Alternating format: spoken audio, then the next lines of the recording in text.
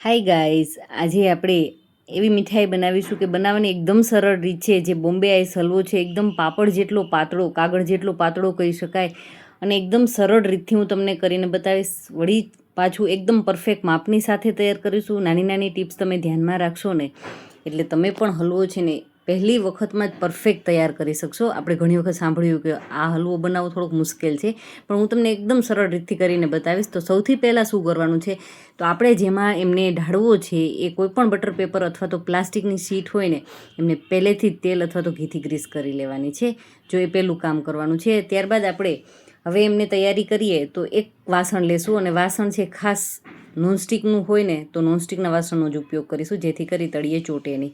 હવે એક bowl set કરી લેશું, અને એ જ એક બાઉલ ભરી અને મેં એમની અંદર ઘી, એક બાઉલ ભરી મેંદો અને એક બાઉલ ભરી દૂધ લીધું છે.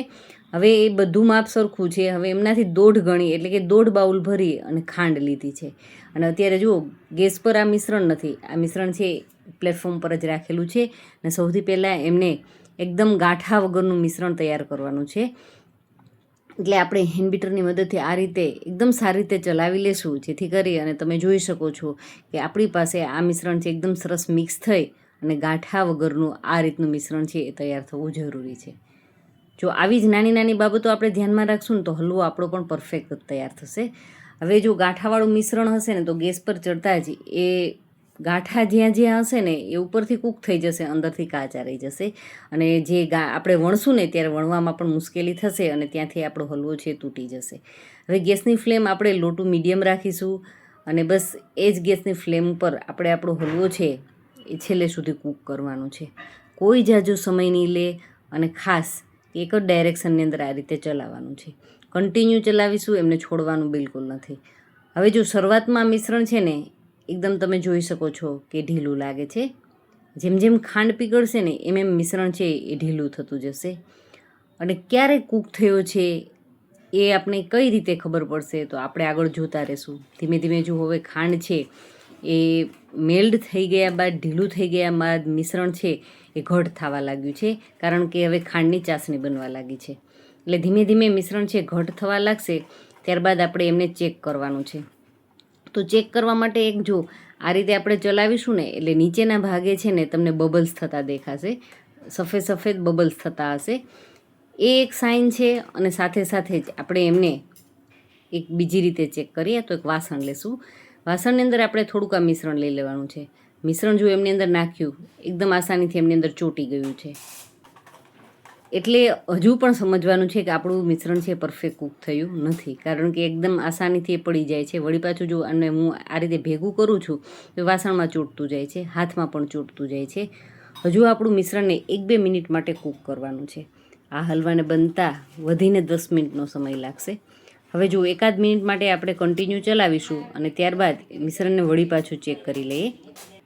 કારણ કે જો વધારે વખત રહી જશે ને તો પણ એ એમના ટુકડા થઈ જશે. અને જો હું હવે એમને વાસણ અડાડવાની કોશિશ કરતી હતી ને તો પણ એ વાસણને અડતું નહોતું. પ્લસ આપણું મિશ્રણ છે ને કડાઈને પણ છોડી દીધું છે. આ નાની નાની બાબતો જ છે કે આપણે કહેશે કે આપણો હલવો પરફેક્ટ કૂક થઈ ગયો છે. હવે જો વાસણમાંથી આપણે મિશ્રણ લઈએ, ઠંડુ થવા દઈશું 1-8 મિનિટ માટે. ઠંડુ થઈ ગયા બાદ આપણે જો એમનો બોલ વાળીએ છીએ, પરફેક્ટ બોલ વળી જાય છે. મતલબ કે આ મિશ્રણ છે સારી રીતે કૂક થઈ ગયું છે, અને હલવો છે એકદમ પરફેક્ટ પાપડ જેટલો પાતળો તૈયાર થશે. આ બધું જ મિશ્રણ છે આપણે જે તેલથી ગ્રીસ કરેલી આપણી પાસે રહેલું જે બટર પેપર છે એમાં લઈ લેશું. થોડીવાર માટે આ રીતે ચલાવીશું, જેથી કરી અને એમની અંદર જરા પણ ગાંઠા થયા હોય તો એકદમ સરસ એ મિક્સ થઈ જાય અને પરફેક્ટ એકદમ તમે જુઓ શાઇનિંગવાળું સરસ મજાનું મિશ્રણ છે એ દેખાય છે. હવે બસ આપણે એમને વણી લેવાનું છે. અને વધારે વાર મેં તમને કીધું એ મુજબ કે જો વધારે વખત રહી જશે ને ગેસ પર હલવો, અથવા તો મેં તમને આગળ જ કીધું હતું કે અગાઉથી જ જો આપણે ઘીથી કે તેલથી ગ્રીસ કરીને આપણે સીટ તૈયાર ન રાખી હોય ને તો શું થાય કે વાસણમાં હલવો છે ને એટલી ઘડી પડો રહેશે ને તો પણ એ વધારે હાર્ડ થઈ જશે. અને હાર્ડ થશે એટલે શું થશે કે આ રીતે વણશું એટલે આપણાથી વણાશે નહીં. અત્યારે તમે જોઈ શકો છો કે એકદમ આસાનીથી આપણે જે રીતે રોટલી, પૂરી કે પરાઠા કે જે રીતે આપણે વણતા હોય ને બિલકુલ આસાનીથી એ જ રીતે તમે હલવો છે વણી જેટલો પાતળો કરવો હશે ને એટલો પાતળો કરી શકશો. અને ઉપરથી બસ ડ્રાય ફ્રૂટ્સ છે એ સ્પ્રિંકલ કરી દેશું.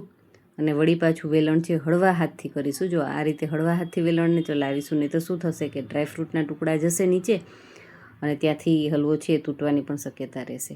હવે આ મિશ્રણને લગભગ 7 થી 8 કલાક માટે એમને ઠંડુ થવા દેવાનું છે. ઠંડુ થવામાં થોડો સમય લેશે, કારણ કે જો બરાબર એ ઠંડુ નહીં થાય ને તો એમના પીસીસ કરવા પણ મુશ્કેલ થશે. તમારે એકસરખી સાઇઝના પીસીસ કરવા હોય તો સ્કેલની કે કોઈ પણ સીધી વસ્તુ હોય એમની મદદ લઈ અને એ રીતે કરી શકો છો.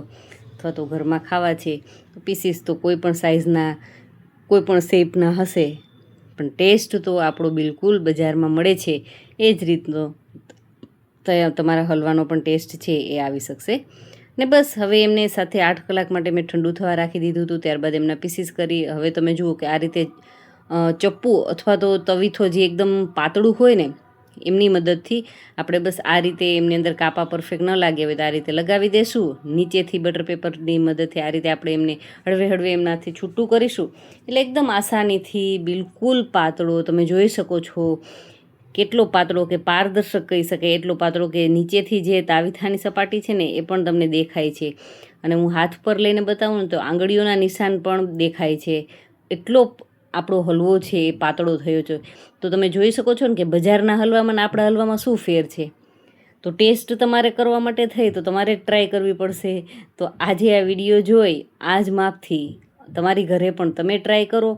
અને તમને વિડીયો સારો લાગ્યો હોય તો વિડીયોને લાઇક કરી, ચેનલને હજુ સુધી સબસ્ક્રાઈબ કરવાની બાકી હોય તો ચેનલને ચોક્કસથી સબસ્ક્રાઈબ કરી લેજો. કારણ કે હજુ પણ આપણે અવનવી મીઠાઈ અને આગળ પણ હું તમારી સાથે એક મીઠાઈ શેર કરીશ, જે દૂધની મલાઈમાંથી આપણે મીઠાઈ પણ બનશે અને સાથે સાથે ઘી પણ છૂટવું પડશે. તો આપણે એવી મીઠાઈ પણ આગળ જોવાની છે. તો એમના માટે થઈ અને તમારે ચેનલને ચોક્કસથી સબસ્ક્રાઈબ કરવી પડશે અને નીચે આવતા ઓલ નોટિફિકેશનમાં પ્રેસ કરવું પડશે, જેથી કરી અને મારા અવનવા વિડીયોની નોટિફિકેશન સૌથી પહેલાં તમારા સુધી પહોંચતી રહે. તો છે ને આપણો પણ હલવો બિલકુલ બજાર જેવો જ. Thank you for watching this videos.